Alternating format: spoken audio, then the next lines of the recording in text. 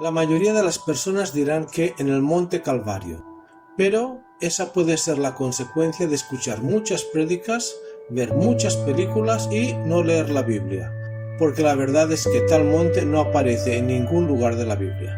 Los 4 evangelistas coinciden en que llegaron a un lugar llamado Gólgota, que significa lugar de la calavera.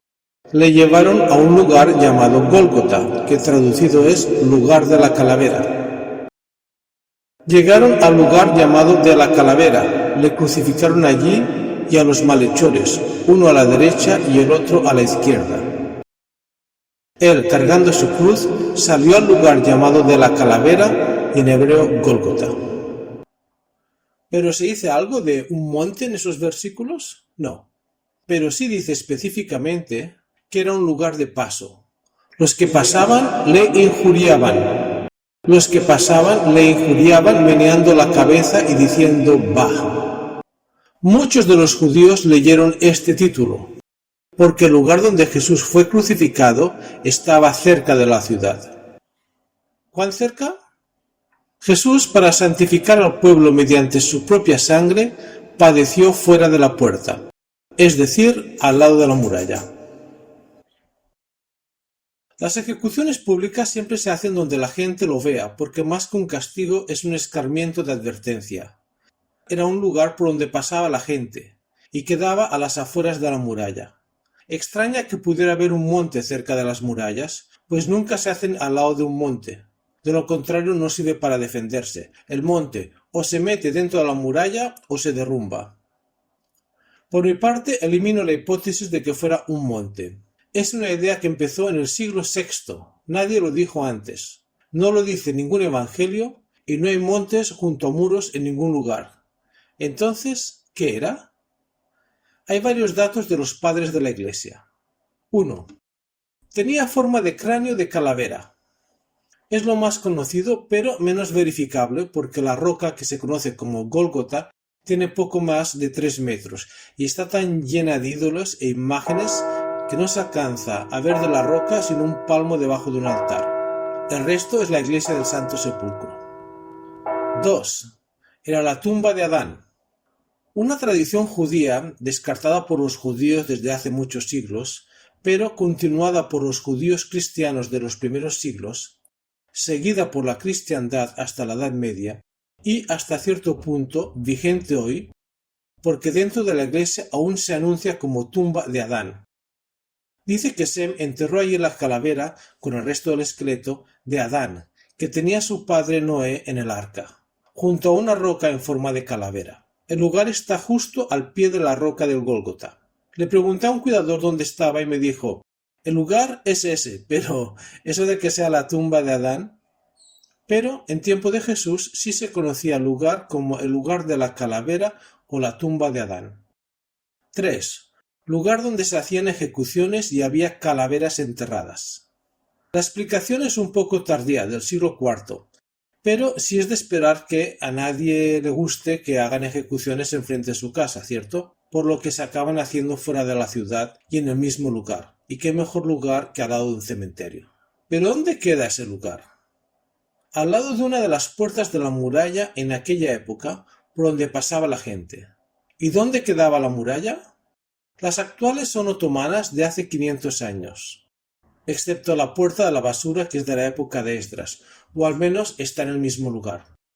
Es que tampoco hay mucho espacio para moverla porque enfrente, después de la parada de taxis, hay una fuerte bajada que desciende a donde estaba la antigua ciudad de David. Quizás la mejor respuesta no la tiene un cristiano, sino Dan Bajat, distinguido arqueólogo y excavador israelí, con un reputado trabajo en grandes hallazgos debajo del muro del templo. Dice así: se encontraron 6 tumbas del primer siglo en el área de la iglesia del Santo Sepulcro. Eso significa que este lugar estaba fuera de la ciudad, sin ninguna duda. Si además leemos: lo puso en su sepulcro nuevo que había labrado en la peña. En el lugar donde había sido crucificado había un huerto, y en el huerto un sepulcro nuevo, en el cual aún no había sido puesto ninguno. Allí pues, por causa de la preparación de la Pascua de los judíos, y porque aquel sepulcro estaba cerca, pusieron a Jesús. Es decir, lo enterraron en el mismo lugar donde lo crucificaron, y era un sepulcro nuevo, del siglo I, como los que Dan Bajat halló. Si el sepulcro que se dice ser el de Jesús no es, pues no pasa nada, sería otro igual que había por allí.